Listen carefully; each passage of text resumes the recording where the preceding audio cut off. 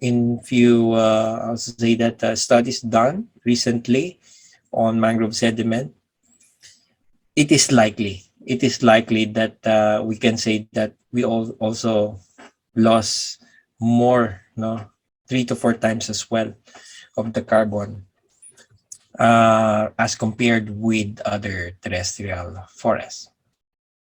Okay. And is the penalty for illegal, is this the same question, right? Is the penalty for illegal cutting down mangroves higher than for other types of forests? In terms of penalty, RA 7161, yes, there are penalties, but you know, in one, let me also share my experience when it comes to uh, somehow quantifying, the amount of penalty.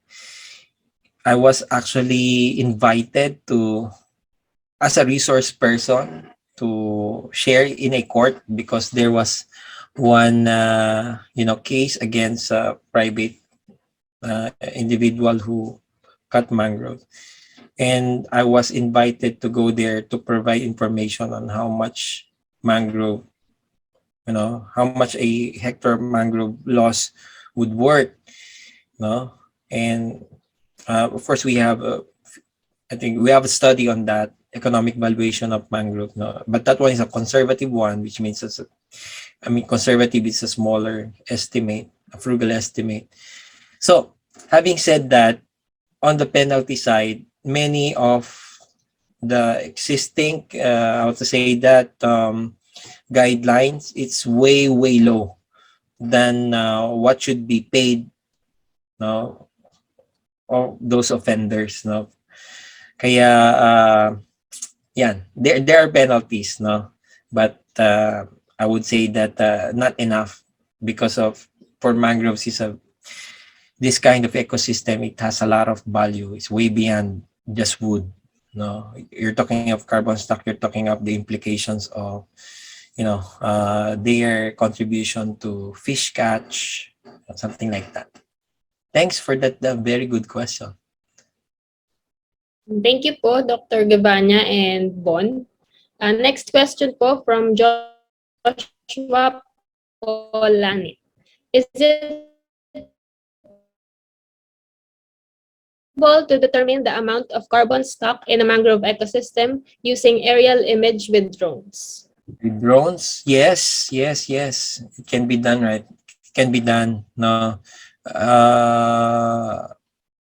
we did some studies using remote sensing approaches. Like if you're familiar with, like for example, NDVI, normalized vegetation difference index.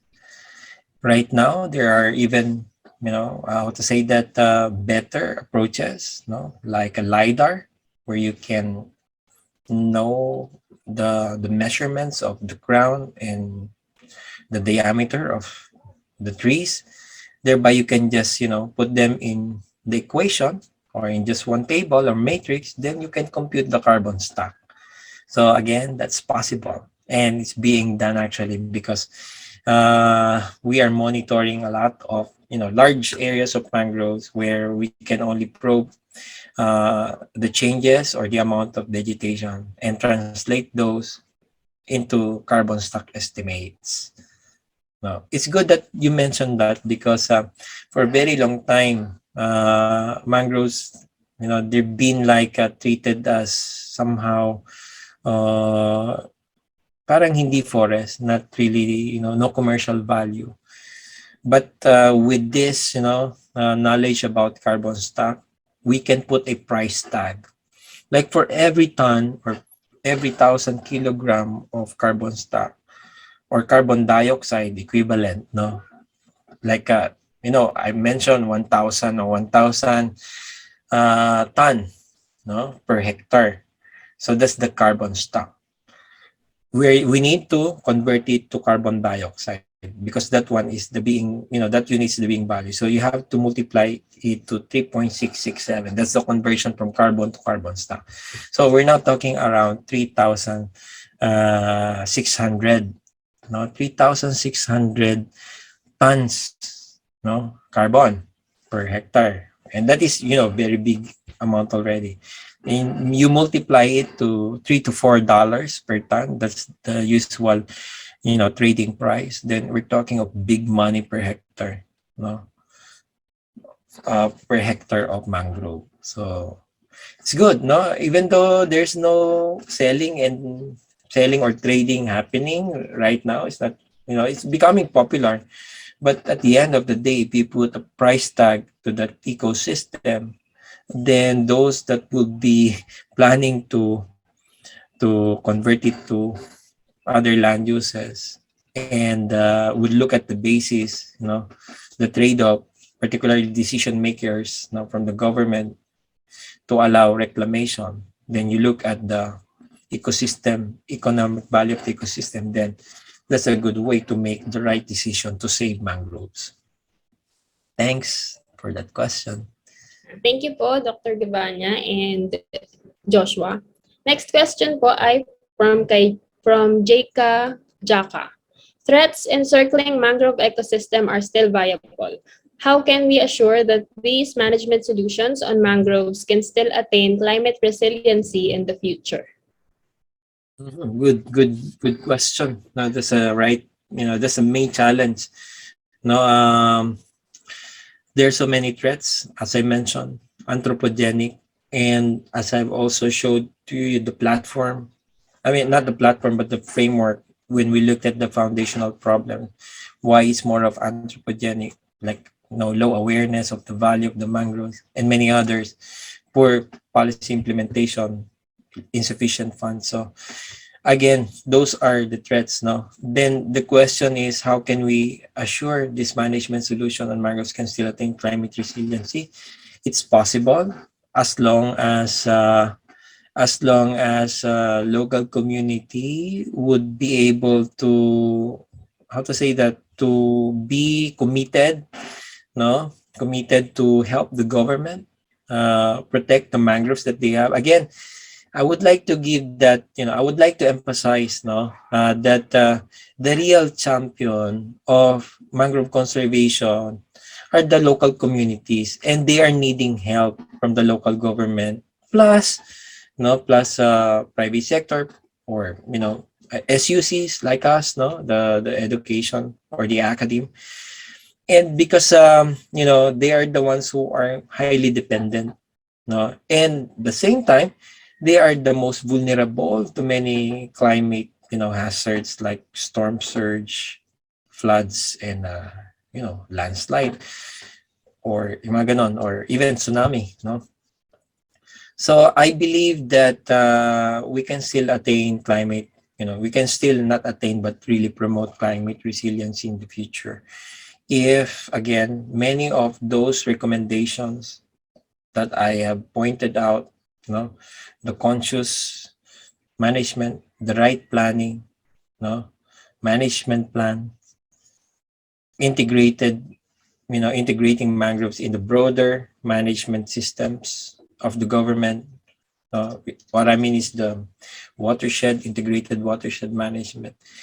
I think and I believe that the climate resilience will be enhanced. Okay, thanks for that. Thank you for that po, Dr. Gabanya. Next question po from Arif Ampaso from MSU Marawi. I just want to ask, how about naman po dun sa mga concrete buildings or roads that blocks mangrove to go landward if the sea level will rise in the near future? Is it necessary to have a policy or law that will prohibit buildings near the mangroves? Okay. Yeah. Let me. Okay. Is it possible? The question of possibility, of course, it's always possible to correct the guidelines and what is what the real problem there is the lack of the guidelines on how to design, for example, the roads that will allow that, for example, that you have to put drainage canals so that seawater can come in and come out the mangrove area. No, same with seawall. No, Unfortunately, we don't have those guidelines yet. No, that's why next time we know meron ng seawall, no, somewhere constructed along the coast, then those remaining mangroves at the other side of the road, landward, have died. That's one. The second one, again, is quite related to that, is the land use planning, land use development. Right, you are right on that point, which I also emphasized in my presentation. We should allow mangroves to move landward. But the problem is the number one, what the ownership of those areas already are released to private individuals or even companies. Even though obviously those mangrove areas by law, it's state owned. No, nobody owns the mangroves. Always remember that. Coastal areas, as many of our laws tells us, like the water code, they are easement. But how come many of our coastal areas already, they already have titled or had been titled illegally? Now, if you're going to do that planning, you will be, how to say that, clashing with all those claims, no?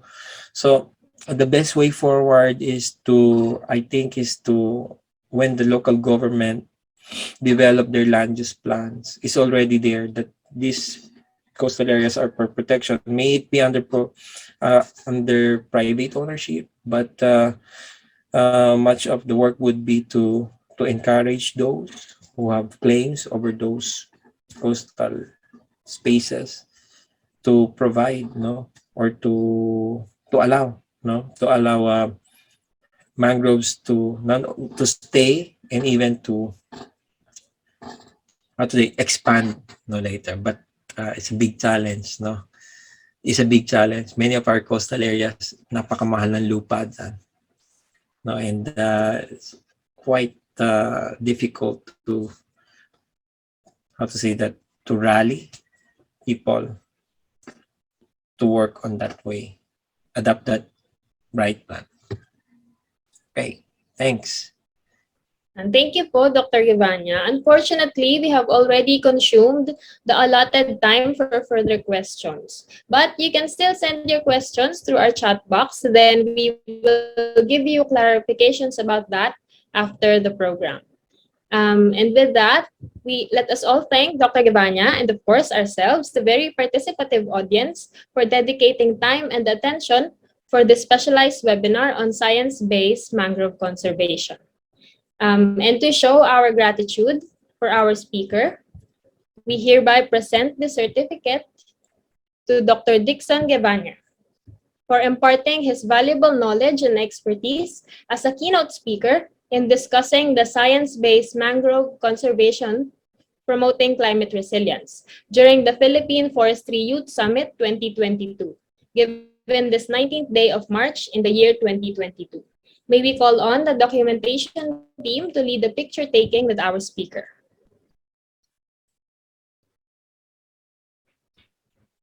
Right. So that concludes our session for this afternoon. We hope you've gained a deeper understanding about the current situation of our coastal communities and the importance of its proper management. Once again, thank you for attending the Science-Based Mangrove Conservation Promoting Climate Resilience. Our afternoon has been indeed productive, and we hope that our passion and spirit of enthusiasm of highlighting the importance of forestry and addressing various environmental issues are received by us, future foresters of the country. And also, in continuation of our event, the second day of the Philippine Forestry Youth Summit 2022 will be held tomorrow at 10 a.m., where we will be having plenary sessions and roundtable discussions, particularly about IPSA and career opportunities in the field of forestry. You can scan the given QR code to get the Zoom credentials for our program. And with that, we are looking forward to seeing you again tomorrow. Thank you for coming to the first day of Philippine Forestry Youth Summit 2022. Have a wonderful day, everyone.